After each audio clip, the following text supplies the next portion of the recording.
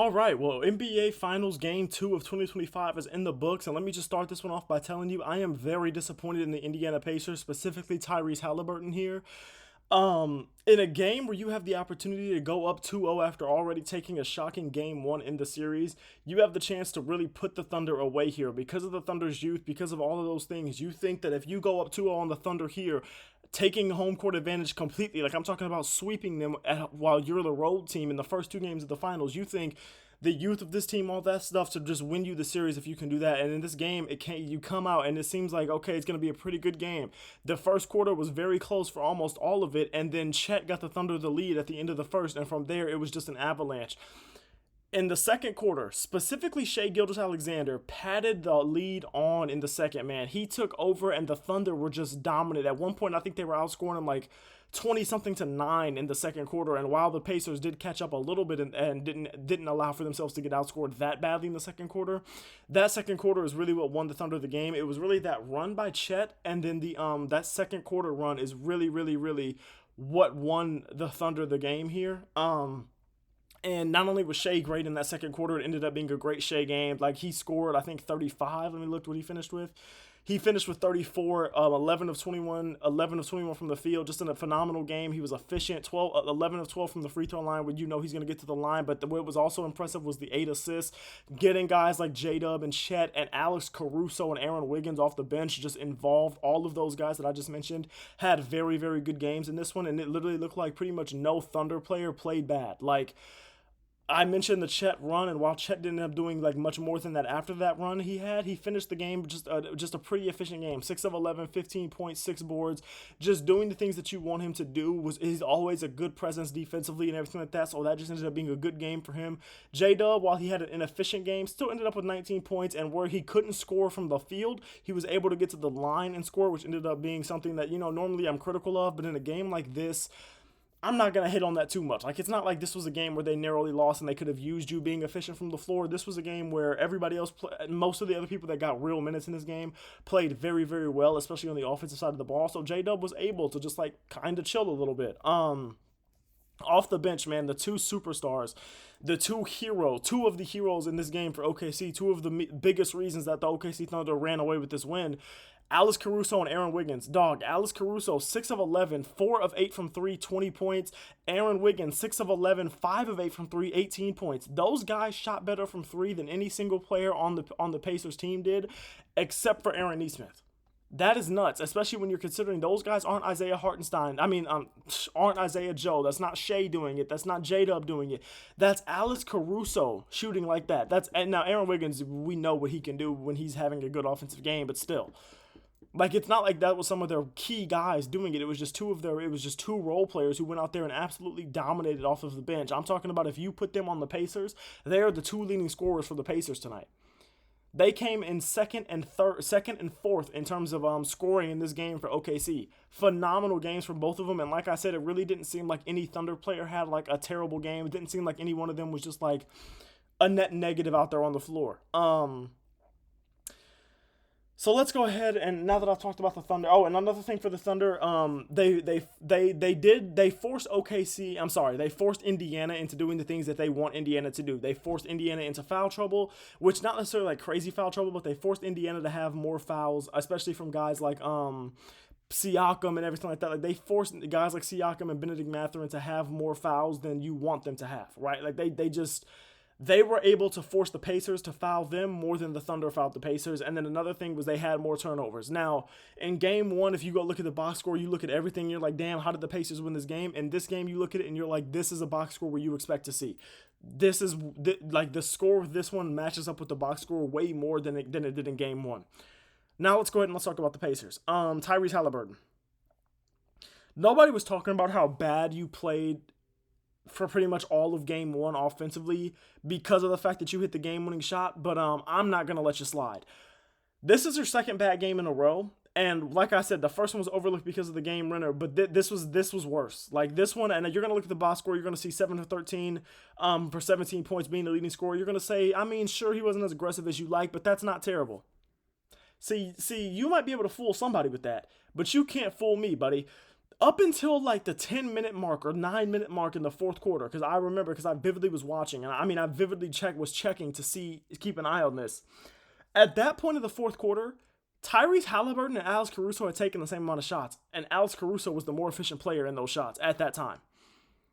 He ended up still finishing with that at the end of the game, but at that time, it was the same thing. They were taking the same amount of shots. Now, while Halliburton did end up taking a few more shots than Caruso, this is the NBA Finals. There is no world in which the guy that is supposed to be the best player on the team is taking the same amount of shots as Alex Caruso for majority of the game, like for almost all of the game, essentially, as Alex Caruso off the bench. There is no way in the NBA Finals that should ever slide unless you get injured midway through the game. That is unacceptable in the NBA Finals, and ESPN, shame on you, because you give out a notification talking about can Pacers rally again? Halliburton catching fire in the fourth quarter with just a blah, blah, blah amount of minutes to go. Shut the hell up with that clickbait. Stop it. At that point of the game, Tyrese Halliburton had scored maybe like 6 points in a row, something like that, 6 out of 8 points. He had scored a decent amount of points in a row for a normal fourth quarter. If this had been a close game like it was in the first quarter, that's great at that time. Like, that's a valid notification had this been a close game. At that time, that man was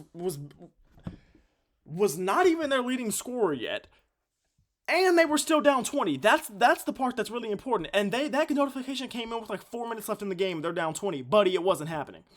It wasn't happening. They were not about to catch lightning in a bottle twice, especially when you go to the other side and it's like you're not forcing Shea to go into hero ball because OKC's offense is bad. No, you still have Aaron Wiggins hooping. You still have Alex Caruso hooping. Shea is getting whatever the hell he wants to get.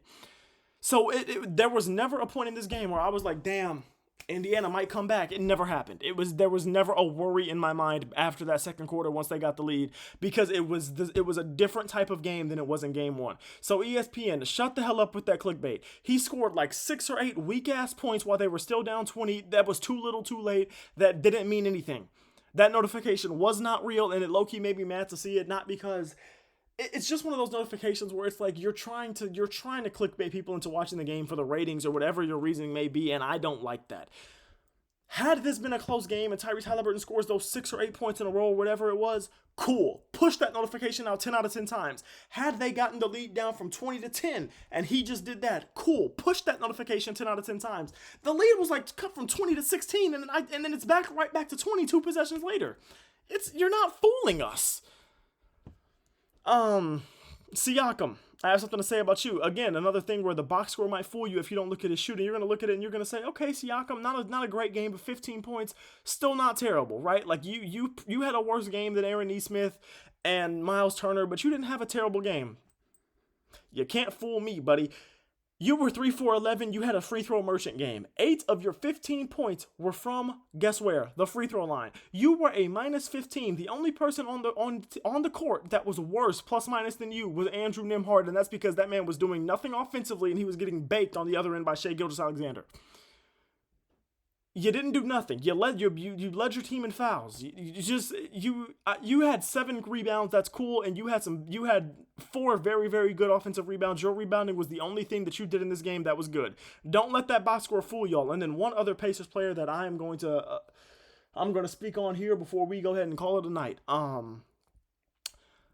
Obi Toppin, man, in game 1, you had one of the best games of your, if not career, then for damn sure postseason career. You were like 6 of 9, 5 of 8 from 3, something like that. You hit 5 threes. I remember that.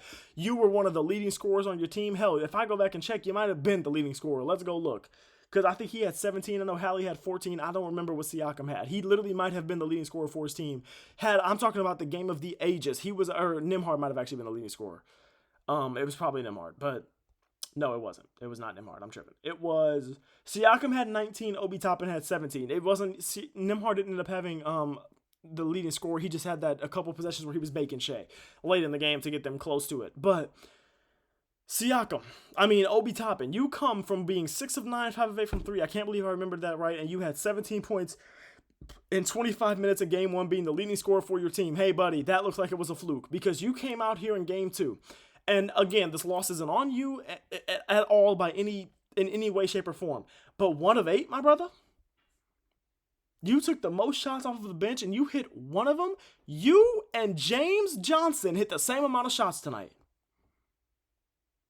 Ben Shepherd played 14 minutes, and well, I guess you only played 19, so the minutes thing isn't crazy. But Ben Shepherd shot 2 shots, hit one of them. You shot 8 shots and hit one of them. James Johnson took 1 shot and hit one of them. You took 8 shots and hit one of them.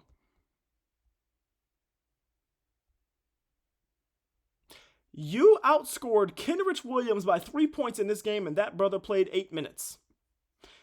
You and Jalen Williams, J. Will, scored the same amount of points in this game. J. Will was in the game for 2 minutes.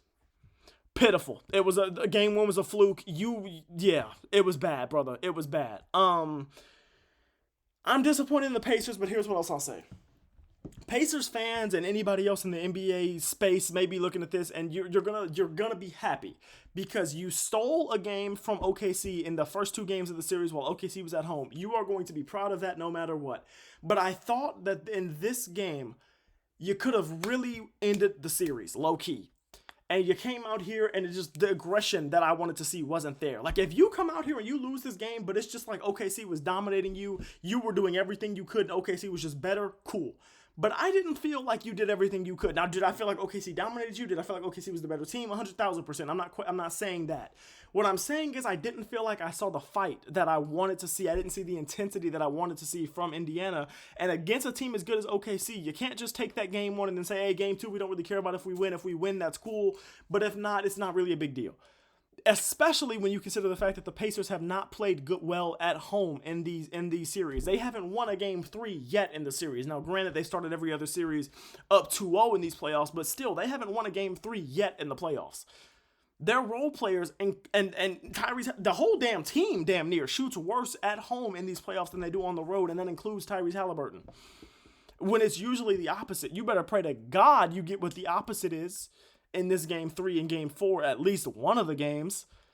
But yeah, man, overall, you took game 1, congrats. But like, this game right here was really disappointing. If I'm a Pacers fan, I'm a little concerned. Because in game 1, you come back from down 15 and you're looking at it and you're like, okay, you know what I'm saying? We didn't play our best game at all. We still came away with the win. We were down 15 at one point. I'm extremely happy about that win, as you should be. But in this game, it's just like, you know, there wasn't a lot of positive things to take away from this game. The only positive thing I can say if you're a Pacers fan to take away is there's 2 things. You took game 1, and you haven't played your 2 best games of the series yet. Like, I would say these are 2 of the worst games, at least offensively, for not just Tyrese Halliburton, but the Pacers team as a whole of the playoffs, and yet you're still tied 1-1 with the best team in the league. So you're not too mad about it, but there's blood in the water right now. I think OKC can smell it. So I love y'all. I appreciate y'all. Thank you for watching. All glory to God as always. To y'all that was commenting earlier, I appreciate y'all, man. Keep on commenting. Share the videos to friends and everything like that. Tell me what y'all thought about this game. Tell me if y'all think I'm bugging. If y'all think I'm being too harsh on Indiana, and also tell me if you think I'm right. You know what I'm saying? I want to know what y'all are feeling. But yeah, all glory to God as always. God loves you, and so do I. Thank you for watching. All right, peace out.